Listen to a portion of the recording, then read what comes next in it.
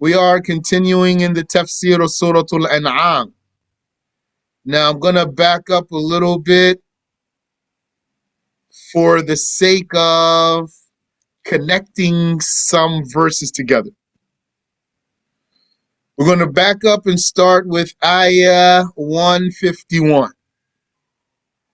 And so the author says, starting with the word of God Almighty, أعوذ بالله من الشيطان الرجيم قل تعالوا أتل ما حرم ربكم عليكم. Say, O Muhammad, come, I will recite on you what your Lord has forbidden you. ألا تشركوا به شيئا, that you do not associate with him anything. You do not commit shirk, paganism, that you observe the monotheism. وَبِالْوَالِدَيْنِ إِحْسَانًا, and he commands for the parents good treatment. So this is a command that came in the context of what is prohibited. So the meaning is that by his commanding you to be good to your parents, he forbids you from harming them, bothering them, mistreating them, etc. وَلَا تَقْتُلُوا أَوْلَادَكُم مِّنْ إِمْلَاقٍ نَحْنُ نَرْزُقُكُمْ وَإِيَّاهُمْ, and do not kill your children out of poverty. We provide for you and them. Yani, they didn't know that Allah provides for their children and for them. They lacked tawakkul, the reliance on Allah Ta'ala. وَلَا تَقْرَبُوا الْفَوَاحِشَ مَا ظَهَرَ مِنْهَا وَمَا بَطَنَ, and that you do not approach the atrocities, what is open of them and what is discreet. The open atrocity is what you do in the presence of others, those others thereby being witnesses to your sin and you being witnesses to theirs. And what is discreet is the sin that you did secretly, and it is known to you and your Lord only. Don't approach either of those.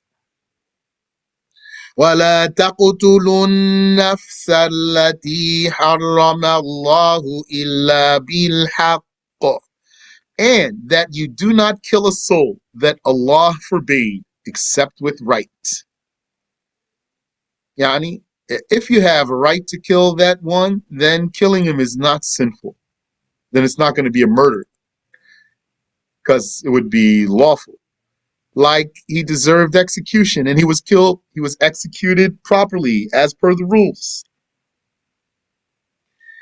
Or like you were defending your money or your self or your family, and the only way for you to stop this one was to kill him. ذَلِكُمْ وَصَّاكُمْ بِهِ لَعَلَّكُمْ تَعْقِلُونَ, that is what he prescribed for you so that you can be intelligent. لَعَلَّكُمْ تَعْقِلُونَ, so that you think, so that you use your minds. That's 151. Notice the wording. ذَلِكُمْ وَصَّاكُمْ بِهِ, that is what he has prescribed for you. لَعَلَّكُمْ تَعْقِلُونَ, so that you would be intelligent, so that you would think, so that you would use your minds. وَلَا تَقْرَبُوا مَالَ الْيَتِيمِ إِلَّا بِالَّتِي هِيَ أَحْسَنُ, and do not approach the money of the orphan except by that which is better for his welfare. Orphan meaning the prepubescent child whose father died. In English, the orphan is the one who lost one or both parents. That's what you're going to find in an English dictionary. So we translate it as orphan, but it's really not exact translation. In Arabic, the yatim is the prepubescent one.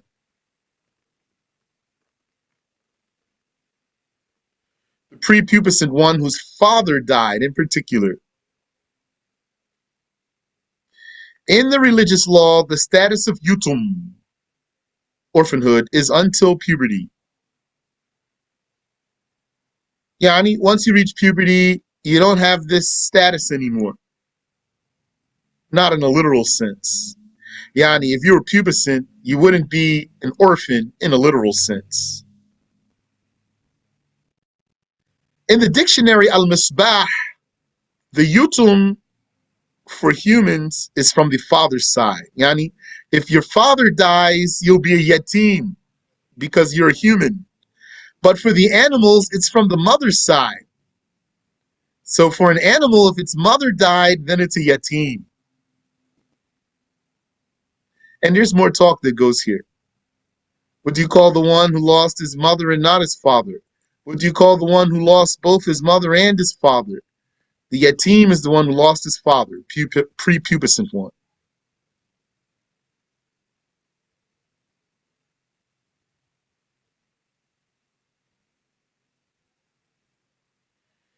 وَلَا تَقْرَبُوا مَالَ الْيَتِيمِ إِلَّا بِالَّتِي هِيَ أَحْسَنُ.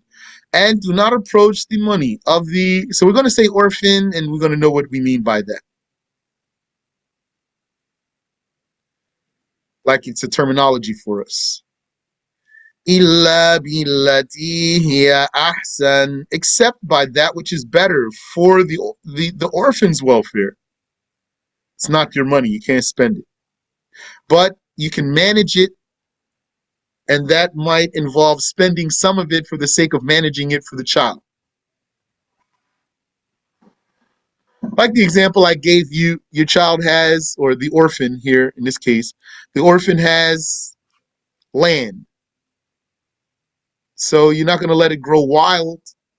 So you're going to use some of the orphan's money to hire gardeners to keep the land under control, for example.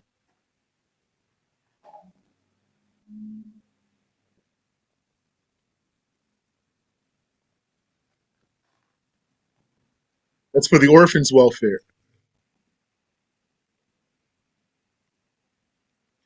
حتى يبلغ أشده, until he reaches his maturity, which is puberty.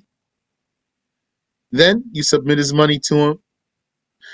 And likewise, your own child or a child, your own child or some other child, you might be in control of that child's money.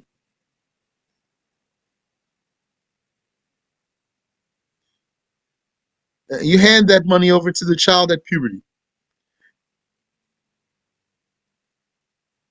وَأَوْفُوا الْكَيْلَ وَالْمِيزَانَ بِالْقِسْطِ, and fulfill the volume and the scale, yani the weight, justly. Volume is the space it takes up, the container. Yani, fill the containers properly when you deal. Don't cheat. And fulfill the scale, yani, weigh the items properly when you deal. Bil qist, justly. La, yani, and abandon cheating. Exert your greatest effort for accuracy. And if you were mistaken after that, then لا نكلف نفسا إلا وسعها. We do not charge a soul except with its capacity. Yani, except what it is able to do. Allah does not make anyone obligated to do something that he's not able to do. So if you don't have money, you're not obligated to pay zakat or make the hajj. If you don't have a foot, you're not obligated to wash it in wudu. If you don't have water, you're not obligated to make wudu because you're unable.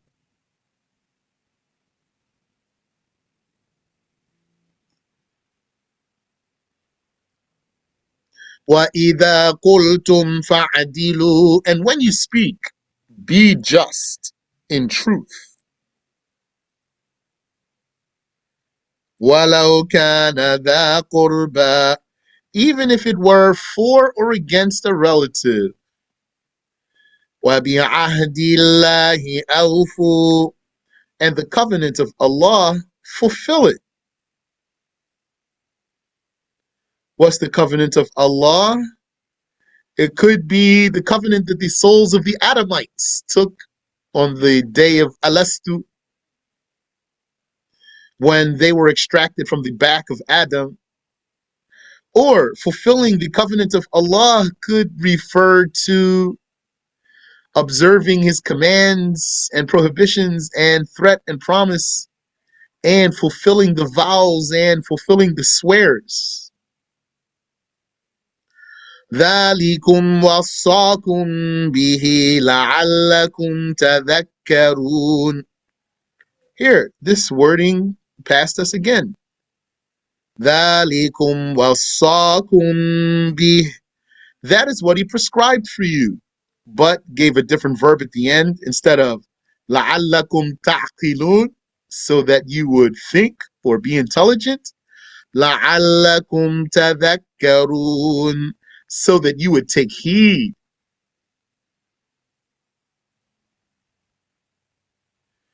وَأَنَّ هَذَا صِرَاطِي مُسْتَقِيمًا, and this is where we are today.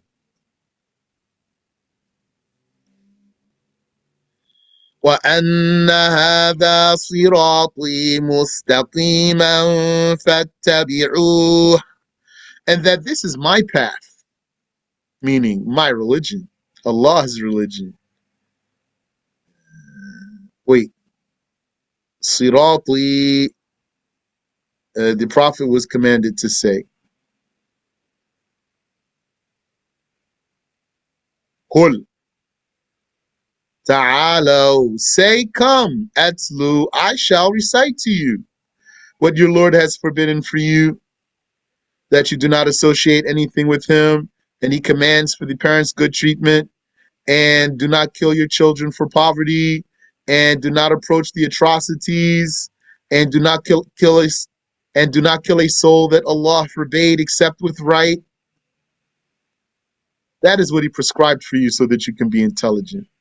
And do not approach the money of the orphan except what is for the orphan's welfare, and fulfill the volume, yani fill the containers and weigh the items justly. Allah does not charge a soul but with its capacity, with its ability. And when you speak, be just, even if it were for or against a relative, and fulfill the covenant of Allah. ذَلِكُمْ وَصَّاكُمْ بِهِ لَعَلَّكُمْ تَذَكَّرُونَ. And that is what he prescribed for you so that you would take heed. وَأَنَّ هَذَا صِرَاطِي مُسْتَقِيمًا فَاتَّبِعُوهُ, and that this is my path, my religion. The pronoun my goes back to whom? This ayah 153. Let me see. I don't have what the pronoun goes back to. What I see when I trace it back, Sirati, my path, the last one who had a personal pronoun, my path, is the Prophet alayhi salatu wasalam. Because the Prophet, Allah said, Qul, Muhammad, say, that's a command. And he would say, he was commanded to say, Ta'alo, come. Atlu, I shall recite. There's personal pronoun, I. Atlu alaykum, I will recite on you. And then all of this is what the Prophet recited on them. Then comes this word. وَأَنَّ هَذَا صِرَاطِي مُسْتَقِيمًا, and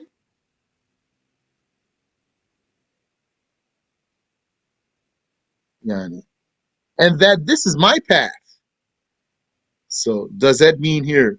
And say, O Muhammad, this is my path. It's translated here with a capital M. Maybe that was an assumption on my part. Capital M would mean that's for Allah. Is this yeah here for Allah or is it for the Prophet alayhi salatu wasalam? Let's double check. It does mean my, but is it a big M for God or small m for his Prophet?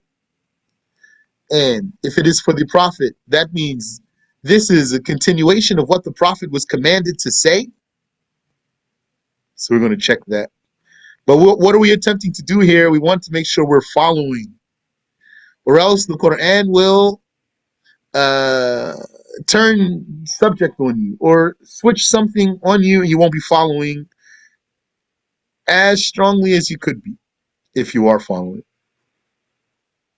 So anyway, وَأَنَّ هَذَا صِرَاطِي مُسْتَقِيمًا فَاتَّبِعُوهُ, and that this is my path, meaning my religion, straightly mustaqima. This is my path, straightly. فَاتَّبِعُوهُ, so follow it. So you might be curious about that word straightly. We encountered this before. And the meaning here is straightly, going straight. This is my path, going straight, straightly going straight.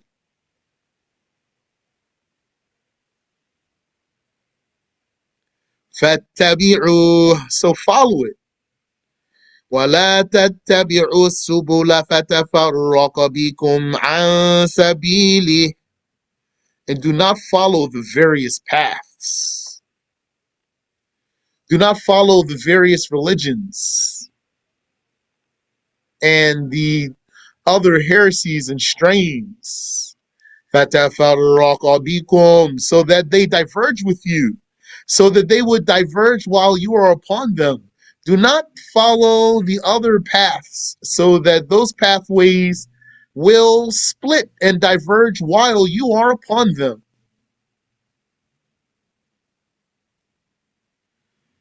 ذَلِكُمْ فَتَفَرَّقَ بِكُمْ عَنْ سَبِيلِهِ,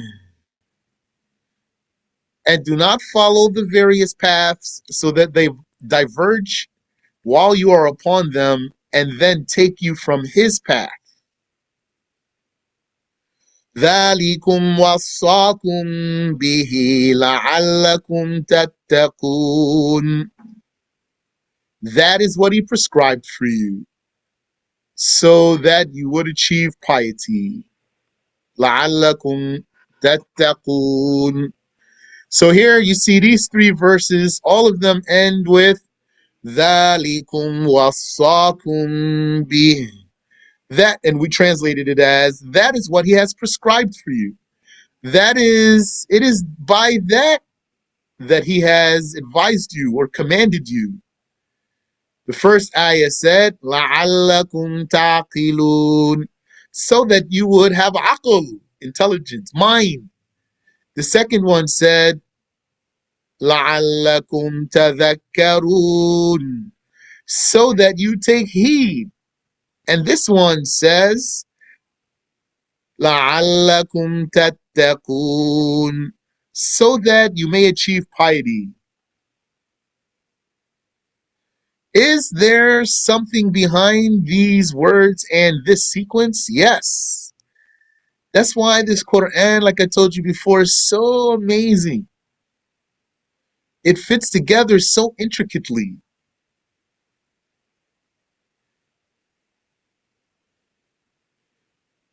So this is that by which Allah commands them so that they would use their minds. That's first thing. If you use your mind, then تَتَذَكَّرُونَ, then you will take heed. Yani, you won't be heedless, you won't be careless. And if you take heed, then you will تَتَّقُونَ, then you will finally fear God and you will embark on piety.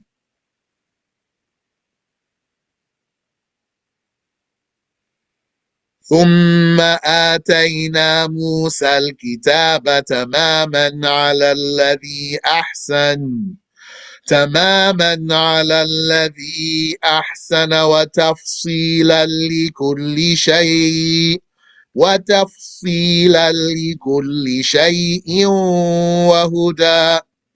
وهدى ورحمة لعلهم بلقاء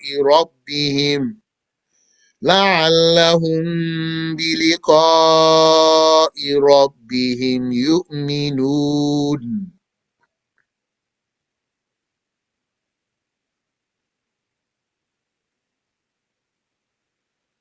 For every ayah, question, for every ayah with the command of Qul, say, was Angel Jibreel telling the Prophet what he was ordered to say to those people? I wouldn't say that way, because the speaker is Allah. When we recite the ayat are the speech of God. So it is the speaker who is commanding the Prophet to say whatever he's being commanded to say. And the speaker is Allah Ta'ala. That's clear. Through the revelation of Jibreel, was the angel telling the Prophet what he was commanded to say? Well, the ayah tells the Prophet what to say. Right? قُلْ تَعَالَوْا أَتْلُ ما حرم ربكم عليكم. Say, O Muhammad, come, I will recite on you what your Lord forbids you. So the ayah tells the Prophet what to say. In all those instances, قُلْ هُوَ اللَّهُ أَحَدٌ. He said, so my question is, how did these ayahs reach him? Was it written? And the angel taught the Prophet the Quran. The Prophet learned the Quran from the angel. That doesn't mean that the angel taught him the tafsir. Maybe you're asking me, how does the Prophet know what it means? You can follow up if you want to. No, I mean, like, was it relayed to him verbally? You are to say this, or was it written? Well, the Prophet ﷺ, he was taught the Quran by verbally, and he could not read what was written. And the angel taught him the Quran, and the angel would recite to him, and he would recite it back to him. Okay, yeah, that's what I meant. And he used to review with the angel every year, whatever he took for the year. Except the last year of his life, he reviewed with the angel twice that year. The Prophet used to review, take a lesson, and I remind myself.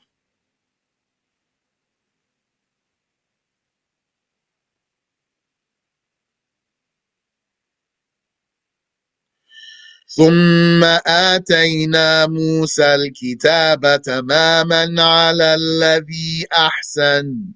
Then be furthermore informed that we gave Moses the Torah book as completion of the endowment upon the believer who did good in practicing it. Yani, who's that believer who did good in practicing the Torah? That could be Moses himself.